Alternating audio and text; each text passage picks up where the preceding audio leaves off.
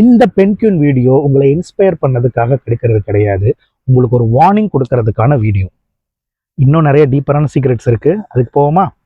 First இந்த வீடியோவை பார்த்தீங்கன்னா உங்களுக்கு தெரியும் 2026 இப்போ லேட்டஸ்ட்டாக ஒரு 4 நாளாக ட்ரெண்டிங்காக போயிட்டு இருக்கு. ஆனால் இது உண்மையாக எடுக்கப்பட்ட காலம் பார்த்தீங்கன்னா 2007. இது ஒரு டாக்குமெண்ட்ரி ஃபிலிமுக்காக எடுக்கப்பட்ட ஒரு வீடியோ. இந்த வீடியோவை பற்றி ஷார்ட்டாக சொல்கிறேன். ஒரு பக்கம் பார்த்தீங்கன்னா இந்த பென்குயின் இருக்கு, அதோடைய காலனி அப்படிங்கிற ஒரு கூட்டம் இருக்கு. இன்னொரு பக்கம் பார்த்தீங்கன்னா இது கடல் இருக்கு. அப்போ அந்த கூட்டத்து கூட போகணும், இல்லை கடல்ல போய் தன்னுடைய சர்வைவல் மோடு தனக்கு உண்டான உணவை எடுத்துக்கிறதுக்காக இந்த பென்குயின் போனோம். ஆனால் ரெண்டுமே இல்லாம அந்த பென்குயின் நேராக டிராவல் பண்றதா போறதா தான் இந்த டாக்குமெண்ட்ல காட்டியிருக்காங்க. பட் அது நேரா போகுதுன்னா எங்க? நேரா ஒரு பெரிய பனிமலைக்கு போகுது. ஆனா அது போகும்போது டெஃபினட்டா அதோடைய இறப்புங்கிறது உறுதியானது. ஏன்னா அதுக்கு உணவு கிடைக்க போறதில்ல, எதுவும் கிடைக்க போறதில்ல. ஆனா இதெல்லாம் தாண்டி போகுதே, ஏன் இது 2007 எடுக்கப்படணும்?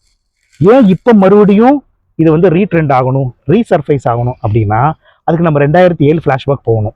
2007 நடந்த இம்பார்ட்டன்டான சம்பவத்தை நீங்க யோசிச்சிங்கன்னா இது ஒரு வார்னிங் வீடியோ அப்படிங்கிறது நல்லா தெரிஞ்சிருக்கும். 2007 ரொம்ப முக்கியமா ஃபர்ஸ்ட் ஒன்னது என்னன்னு பாத்தீங்கன்னா, கிரியேட் பண்ணக்கூடிய ஃபர்ஸ்ட் விஷயம் ஆப்பிள் ஃபோன் தான் அந்த 2007 ரிலீஸ் பண்ணாங்க. நீங்க போய் நெட்ல பார்த்தா தெரியும். அந்த ஆப்பிள் ஃபோனுக்கு என்ன சம்மந்தம் இருக்கு? ஏன்னா அது வரைக்கும் நம்ம வெறும் மொபைல் ஃபோன், அதுவும் நம்பர், அதாவது பாத்தீங்கன்னா டச் பேட் யூஸ் பண்ணிட்டு இருந்தோம். அதாவது உங்களுக்கு டச் ஃபோன் இல்லை, ஸ்க்ரால் கிடையாது, வெறுமன பட்டன் ஃபோன் தான் நம்ம யூஸ் பண்ணிட்டு இருந்தோம். அதுலேருந்து பார்த்தீங்கன்னா உங்களுக்கு டச் ஃபோனும் ஸ்க்ரோலும் முதல்ல கொண்டு வந்தது ஆப்பிள் தான். இதில் என்ன பெரிய விஷயம் இருக்குது அப்படின்னு பார்த்தீங்கன்னா, நம்மளுடைய என்கேஜ்மெண்ட் ஆகட்டும் சரி, நம்ம நார்மல் வாழ்க்கையில் பொறுத்த வரைக்கும் நம்மளுடைய மொபைல் அட்டென்ஷன் இல்லை மொபைல் ஸ்பெண்டிங் டைம் அப்போ ரொம்ப கம்மியாக இருந்தது. ஒன்ஸ் இந்த டச் ஃபோன் வந்ததுக்கு அப்புறம் தான் நம்மளுடைய மொபைல் யூஸ் ரொம்ப அதிக ஆரம்பிச்சது. இது இல்லாமல் இன்னொரு விஷயம் என்னன்னு பார்த்தீங்கன்னா 2007 2010 தான் ஃபேஸ்புக்கோட வளர்ச்சி அதிகமாச்சு. 2010 டைமில் தான் பார்த்தீங்கன்னா ஃபேஸ்புக், காலேஜுக்குள்ளே இருந்த ஃபேஸ்புக் வெளியில் வர ஆரம்பிச்சு உலகம் ஃபுல்லாக ட்ரெண்ட் ஆச்சு. அதன் மூலமாக என்ன நடந்துச்சு உங்களுக்கு நல்லாவே தெரியும்.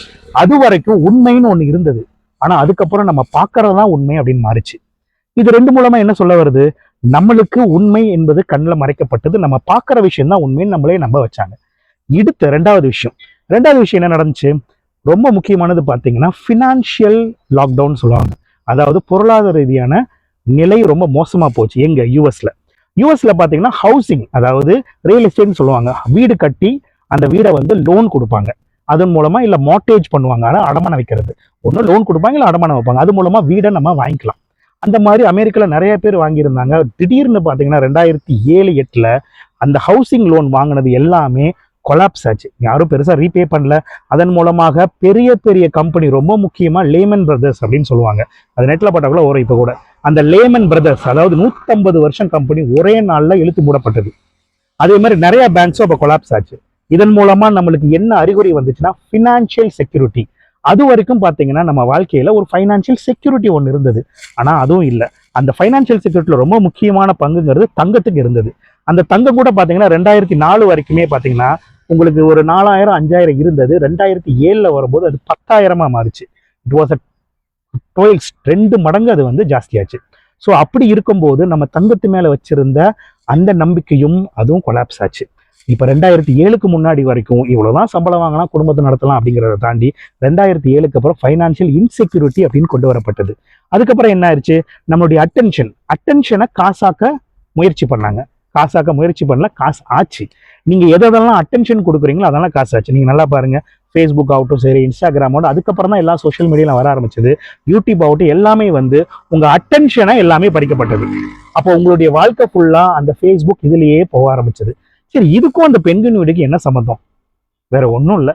அந்த பென்குயின் என்ன பண்ணுது பார்த்தீங்கன்னா, ஒரு பக்கம் உங்களுக்கு அந்த பென்குயின் அதோடைய கூடு, அதோடைய ட்ரைப் இருக்குல்லையே, அது கூடயே இல்லாமையும் ஃபீடிங்க்கு போகாமையும் நேராக தனியாக வாக் பண்ண ஆரம்பிச்சது. இதன் மூலமா என்ன சொல்ல வருது?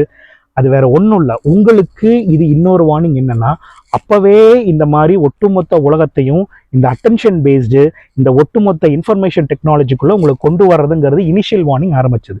செகண்ட் வார்னிங் இப்போ உங்களுக்கு எல்லாமே தெரியும். ஆல்மோஸ்ட் எல்லாத்துக்கிட்டே ஸ்மார்ட் ஃபோன் இருக்கு. எல்லாமே இந்த உலகம் ஃபுல்லாவே ஒரு டிஜிட்டல் வேர்ல்டுக்குள்ள கொண்டு வர்றாங்க. which means everything, every opinion will be shaped. உண்மைங்கிறது எதுவுமே கிடையாது. நீங்கள் சோஷியல் மீடியாவில் பார்க்குறது தான் உண்மை, அவ்வளோதான். அப்போ அந்த உண்மையை ஷேப் பண்ணுறதுக்காக இந்த ஒட்டுமொத்த டிஜிட்டல் வேர்ல்ட் கிரியேட் ஆகிருக்குது. ஸோ இதன் மூலமாக என்ன சொல்ல வர்றாங்கன்னா, அந்த பென்குயின் வந்து எப்படி ஒரு ஸ்டெப் இதெல்லாம் விட்டுட்டு வெளியில் போச்சு, அந்த மாதிரியே நீங்களும் வெளியில் வரணும் அப்படின்றதான் இதோடைய வார்னிங். இதில் பார்த்தீங்கன்னா ஸ்பிரிச்சுவலாக சொன்னீங்கன்னா நம்ம வந்து பார்த்தீங்கன்னா பிறப்பு இறப்புன்னு சொல்லுவாங்க. புனரிப்பு ஜெர்மன், புனரிப்பு மனரம். அதாவது என்ன சொல்லுவாங்கன்னா, பிறப்பு இறப்பு இந்த சைக்கிள் போயிட்டே தான் இருக்கும். இப்போ இந்த வாழ்க்கையை பொறுத்த வரைக்கும் ஒவ்வொரு ஃபேஸ் மாறிக்கிட்டே இருக்கும். இதுக்கு முன்னாடி இருந்த ஃபேஸ் வேற, இப்போ இருக்கிற டிஜிட்டல் ஃபேஸ் வேற. இந்த டிஜிட்டல் ஃபேஸை பொறுத்த வரைக்கும் ஒப்பீனியன்ஸ் ஆர் ஷேப்ட் ஆட்டோமேட்டிக்லி. இந்த பர்டிகுலர் விஷயத்தில் நமக்கு எல்லாம் தெரியும், நம்மளுடைய ஒட்டுமொத்த ஸ்பெண்டிங் அண்ட் அட்டென்ஷன், நம்ம மைண்ட் எல்லாமே இந்த சோஷியல் மீடியாவில் அதிகமாக உலாவறதுனால எல்லா விஷயத்தையும் உங்களால் ஈஸியாக நம்ப வச்சு உங்களையே ஒரு பர்டிகுலர் நம்பர்லாம். ஹியூமனிட்டி ஆரம்பிச்சதுலேருந்து இப்போ வரைக்கும் இதுதான் ஃபர்ஸ்ட் டைம் ஒட்டுமொத்த உலகத்திலையும் ஒரு பர்டிகுலர் வெப்பில் கனெக்ட் ஆகிறோம். இப்போ அதுதான் ஏஐ, ஆர்டிஃபிஷியல் இன்டெலிஜென்ஸ் மூலமாக. ஸோ விச் மீன்ஸ் நம்மளை விட ஒரு சுப்பீரியர் ஸ்பீசிஸ் வந்தாச்சு artificial intelligence, which means we are under control of that. So இதுலேருந்து வெளியில் வரணும் அப்படின்னா ஜஸ்ட் லைக் பெங்குவின் மாதிரி. ஆனால் அந்த பெங்குவின் வெளியில் வந்தது அது சர்வைவல் ஆக முடியல. ஆனால் அதுக்குள்ளே இருந்த ஒரு ஒப்பீனியன் பேஸ்ட் ஒரு ஸ்லேவ் மென்டாலிட்டிலேருந்து அது துணிஞ்சு வெளியில் வந்துச்சு.